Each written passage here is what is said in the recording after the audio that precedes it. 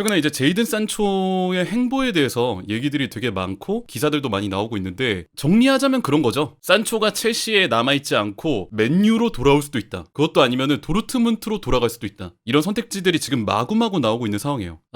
제가 개인적으로 이제 생각하는 거는 뭐냐면은 결과부터 얘기하자면 저는 제이든 산초가 맨유에 복귀하는 게 좋은 선택지는 아니라고 봅니다. 근데 그게 뭐 단순히 이제 산초가 뭐 여러분 모두 아시겠지만 맨유라는 클럽을 존중하지 않는 듯한 그런 행보나 발언을 한 거를 떠나서 그냥 지금 시스템에 필요 없는 선수라는 생각이 들어서 그래요. 이걸 알 수 있는 부분들을 제가 좀 기사로 발췌를 해왔는데 리암 투메이랑 사이먼 존슨의 기사입니다. 2015년 제이든 산초의 활약은 유나이티드 팬들이 고개를 끄덕이게 하는 경우가 많았다. 최근 산초의 모습을 보면 경기 중에 스스로 물러서는 축구 선수라는 인상이 든다. 볼을 받은 뒤에 그냥 뒤로 패스하는 경우가 너무 많고 일부 수치는 이런 우려에 무게를 더한다. 지난 팰리스 원정 이후 리그 9번에 출전해서 그는 이전 15번의 리그 경기보다 90분당 평균 10회 더 볼을 적게 터치했으며 평균 슈팅 횟수도 1.2회에서 1회로 감소, 드리블 시도는 5.4회에서 4.2회로 감소, 패스 횟수 역시 42.2회에서 34.9회로 감소했다. 첼시가 산초의 영구 이적을 피하기 위해 지불해야 하는 금액은 500만 파운드로 알려져 있다. 산초의 이적에는 최대 2,500만 파운드의 구매 옵션이 포함되어 있었지만 두 클럽의 합의에 따라 첼시가 이적을 진행하지 않기 위해 유나이티드의 금액을 지불할 수 있다는 것이 결정되었다. 산초는 첼시에 불만이 있거나 그런 신호를 전혀 보이지 않고 있다. 최근의 폼을 돌아보면 어떠냐는 질문에 산초는 단계적으로 나는 더 잘할 수 있다는 걸 안다. 특히 골문 앞에서 말이다.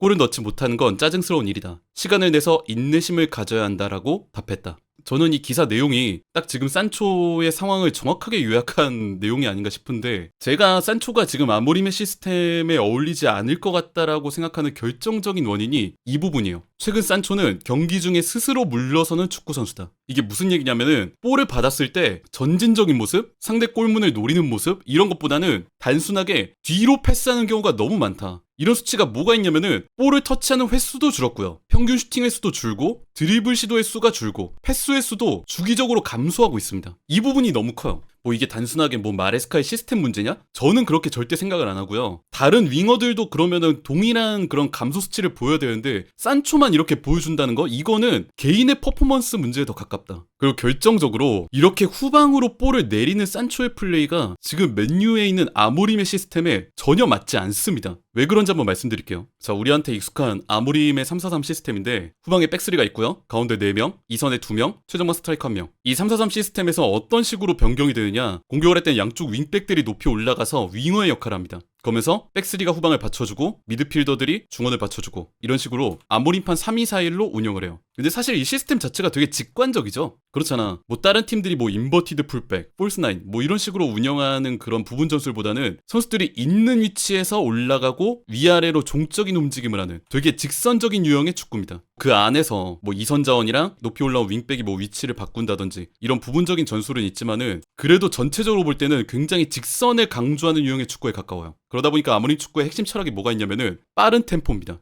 우리가 볼을 전개할 때 이 템포가 굉장히 빨라요. 뭐 우리가 후방에서 빌드업을 해서 올라오는 경우도 그렇고 이게 하프라인을 넘어가서 상대 파이널 서드로 올라갔을 때 지지부진하게 지공을 유지하는 축구? 이거는 아모림이 바란 바가 아닙니다. 지공을 강조하는 다른 팀, 뭐 맨시티나 아스날 뭐 이런 팀들의 축구의 템포랑 비교하면은 확연하게 드러나는 게 뭐가 있냐면 올라갔을 때 패스워크를 하면서 계속 소유권을 유지하는 축구보다는 다소 무리를 하더라도 빠르게 올라가서 크로스나 컷백 각도를 보든 아니면은 조금 위험하더라도 중앙 돌파를 시도를 하든 이런 그림들이 굉장히 많이 나와요. 이러다 보니까 아모림이 선수들한테 뭘 요구를 하느냐? 특히 위에 올라가 있는 이선 자원이랑 윙백들 그리고 스트라이커 이 선수들한테는 빠르게 뭔가를 마무리하고 내려오는 거를 요구를 합니다. 위에 올라가 있는 윙백들 같은 경우에는 드리블 돌파를 시도를 해서 상대 파이널 서드 깊숙한 외곽으로 파고든 다음에 보통 크로스나 컷백을 노려요. 그리고 안으로 좁힌 이선 자원들 뭐 최근에는 이쪽에 있는 지르크지나 아니면 예전에 있던 아마드 디알로 이런 선수들한테는 뭐 패스워크를 해도 빠르게 원터치로 그리고 공격 시도를 하더라도 최대한 빠르게 슈팅 각도를 봐라. 이런 것들을 되게 많이 요구를 하거든요. 그래서 최근에 이제 오른쪽에서 가르나초가 좀 좋은 평가를 받는 부분이 그런 거잖아요. 예전에 이제 왼쪽에 있을 때는 본인이 좀 생각이 많다 보니까 안으로 좁히면서 오른발 각도를 보다가 템포를 놓치는 경우들이 꽤 자주 있었는데 최근에 이제 오른쪽으로 나오다 보니까 그냥 생각 안 하고 오른쪽으로 쭉 빠집니다. 그 다음에 그냥 크로스 아니면 컷백을 넣어줘요. 선수들 자기한테 다 끌어당긴 다음에. 그러면서 자기한테 한 명 아니면 두 명이 끌려 나오고 이 상황에서 크로스를 넣어주니까 가운데나 다른 윙백 혹은 반대편 2선 자원들한테 공간이 나는 이런 효과가 나오는 거죠. 결정적인 건 여기서 템포.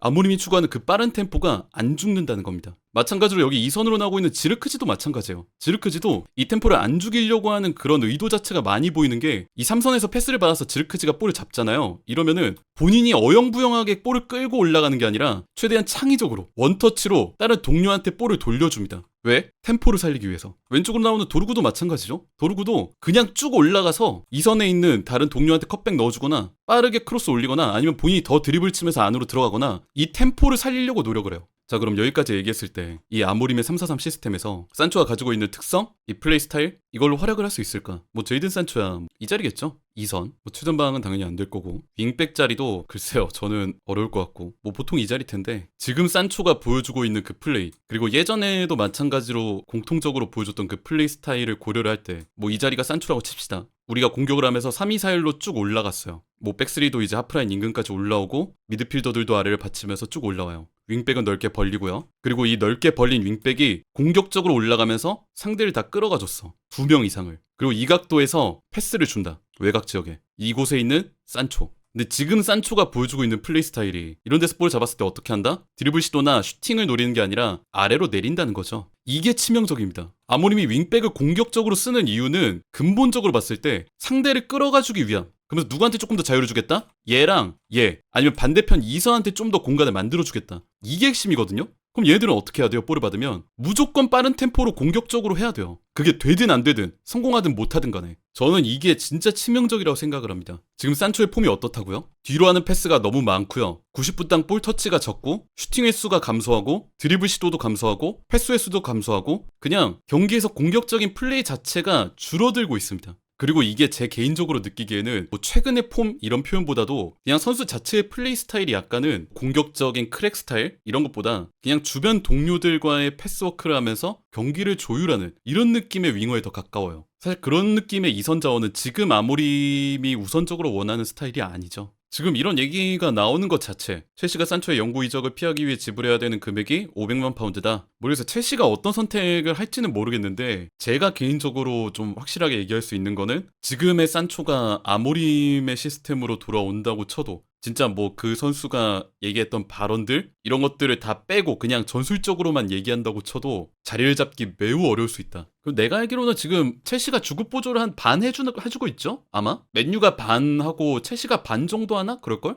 6대4였나? 5대5였나? 기억이 안 나네. 왜냐면 주급이 높다 보니까. 저 돈을 야 진짜 주급 4억이 말이 주급 4억이지 저 돈 부담할 수 있는 클럽이 많지 않아요.